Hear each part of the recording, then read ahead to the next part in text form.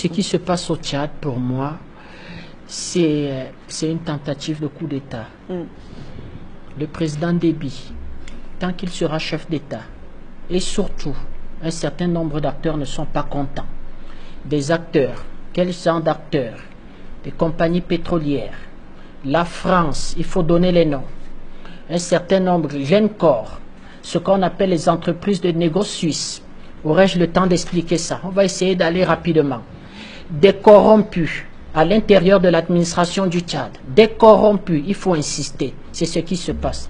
Je vous donne quelques chiffres avant d'amorcer mon raisonnement. Ouais. Le Tchad, concernant ce qu'on appelle véritablement le puits de pétrole de Doba, c'est expertisé à 1 milliard de réserves de barils sur Doba. Exploitable pendant 28 ans. 225 000 barils par jour. Ça a légèrement baissé avec la production. Si on prend, on quantifie ça à un baril à 100 $, on en est à 15 500 milliards de dollars. Si on prend le baril à 50 $, on en est à 7 500 milliards de dollars. C'est-à-dire ce que peut rapporter uniquement le puits de pétrole de Doba. Le pétrole aujourd'hui, le baril est à 74 $ aujourd'hui. Très intéressant, Madame Siké.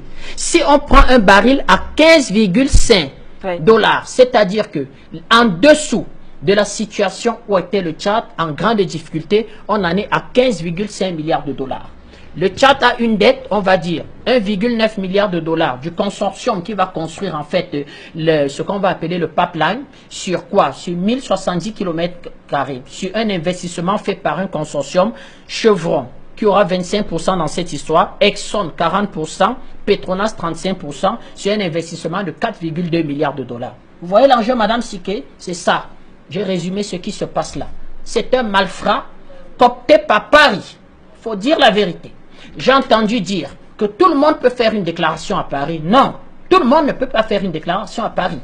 Vous ne pouvez pas faire une déclaration à Paris, que la faire passer, être fait passer en boucle sur ce qu'on appelle des chaînes publiques, être repris par toute la presse française. Mieux, avoir des contacts avec des hommes politiques français.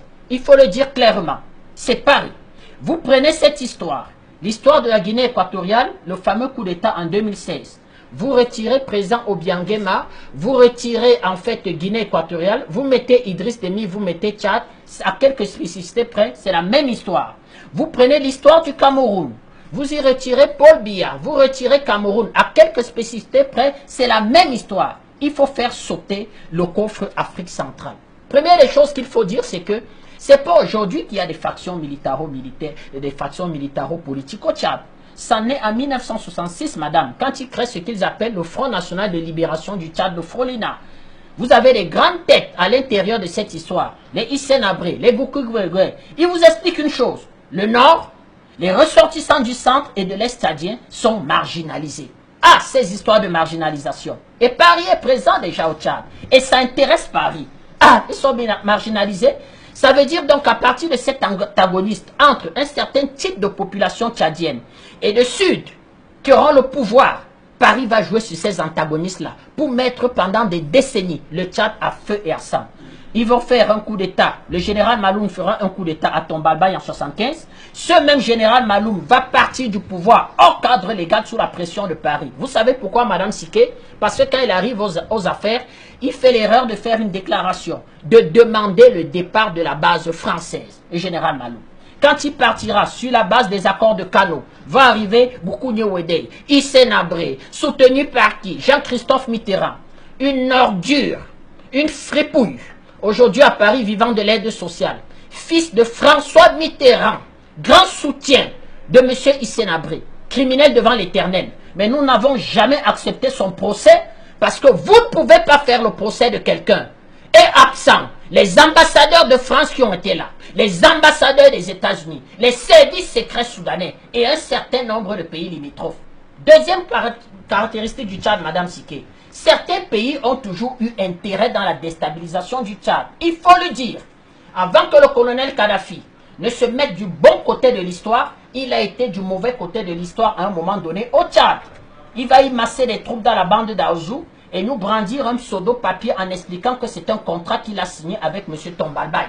Vous avez l'Algérie. Il faut donner les noms de Chatlit Benjedi, grand corrompu, les grands corrompus du FLN, qui vont appeler même ce qu'on va, qui vont réveiller le nationalisme algérien et la déception algérienne dans des mouvements djihadistes qu'on va appeler le Front islamique du salut, qui va héberger Goukouni Ouedei, juste pour fédérer les factions.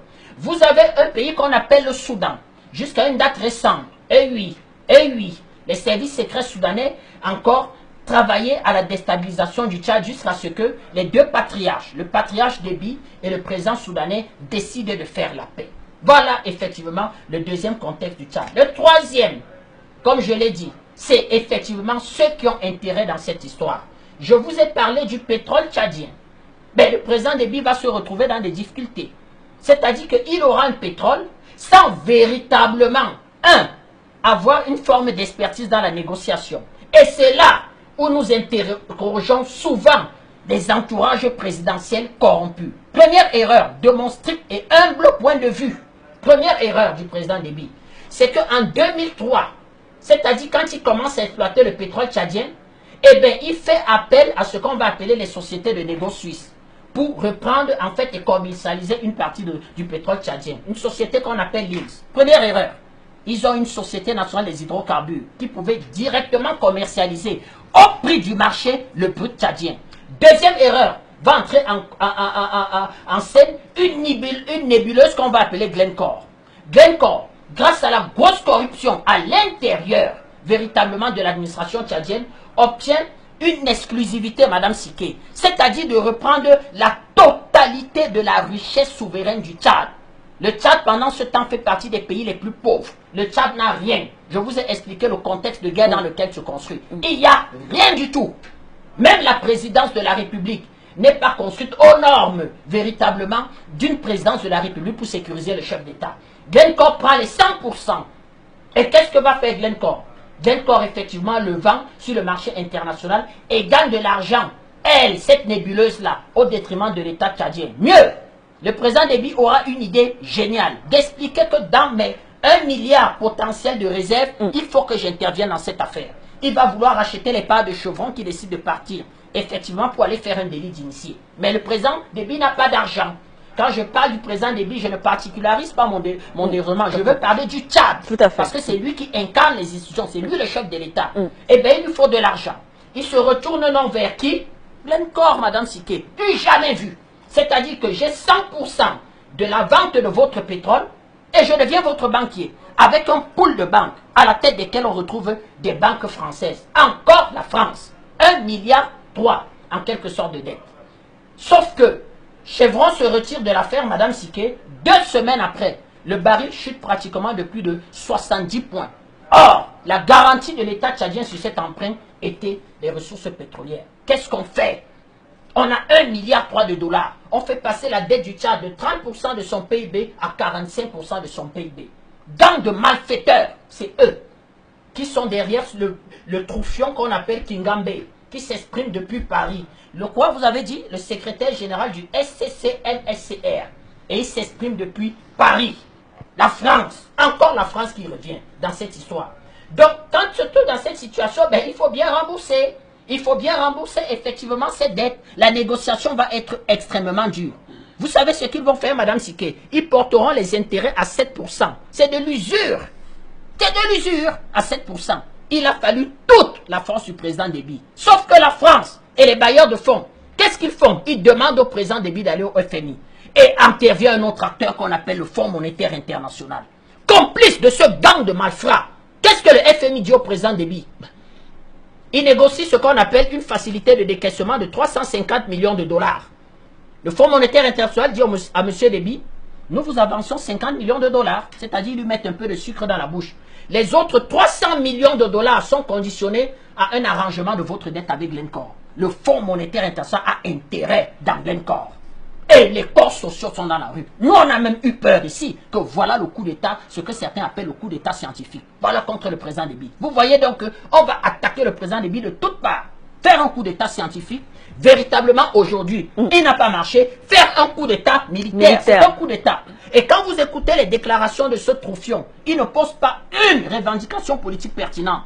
Un peu comme des gens étaient arrivés à Yaoundé, expliquant qu'il vient résoudre des problèmes d'ordre véritablement professionnel, pour le lendemain expliquer que non, c'est la forme de l'État, pour le surlendemain dire qu'Ambazonia, sorti tout droit de l'imaginaire de certains illuminés. Donc voilà donc la situation du Tchad et situation qui explique. Je rappelle ici que dans ma démonstration, j'évite certains paragraphes parce que nous sommes suffisamment responsables.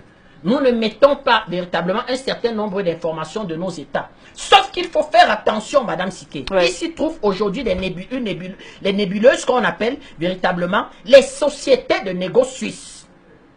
Ces sociétés de négoce suisses rachètent le pétrole à nos compagnies. Elles évoluent en fait dans tous les pays de la CEMAC, parce que tous les pays de la CEMAC sont des pays pétroliers. Quelques chiffres. Vous avez en quelque sorte le total de recettes pétrolières, Madame Siké, sur l'année 2011 à 2013.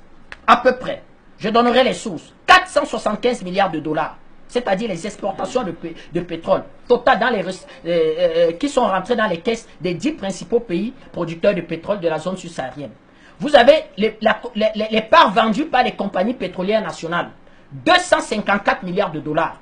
Et vous avez les parts vendues par des sociétés de négoce qui n'ont rien. C'est quoi une société de négoce? C'est un commerçant. C'est-à-dire, Madame Siké, vous allez racheter le cacao dans la laitier. Vous partez le vendre en Suisse. Vous êtes une entreprise de négoce, commerçant, comme des comptoirs commerciaux de Mbopi. Ils ont vendu le pétrole, en fait, de la CEMAC pour 55 milliards de dollars. Vous voyez l'enjeu? Or, ces sociétés de négoce suisses, le précaré appartient à qui? À Paris. Ça n'intéresse pas Paris. Voilà le Makalapati, argot camerounais pour dire, effectivement, le tapioca de Paris. Paris va s'énerver. Ils iront à ce qu'on va appeler véritablement le Conseil européen, expliquer à la Suisse qu'il faudra faire voter. On va faire voter au sein de l'Union européenne une directive qui explique que votre société de négoce doit être des plus transparentes et rendre transparentes leurs comptes. Une entreprise pétrolière française a déjà rendu ses comptes transparents. Vous savez ce que la Suisse va répondre, Madame Siké? Que nous avons fait évoluer notre loi, sauf que nos sociétés de négoce ne sont pas obligées de rendre leurs comptes transparents quand elles exercent dans le secteur pétrolier. Question de dire que le flou, la corruption, dans le noir, nous agissons ensemble. Voilà véritablement l'enjeu du pétrole du Tchad, l'enjeu des richesses du Tchad, sachant qu'un pays comme le Tchad est aussi producteur de zinc, d'or, d'uranium et de richesses. C'est tout simplement ça. Exactement la même histoire d'un criminel comme de Ferluc qui a opérationnalisé son coup d'État en fait au Pullman de Paris. C'est la même histoire pour le président Déby. Strictement la même histoire. Merci beaucoup, monsieur.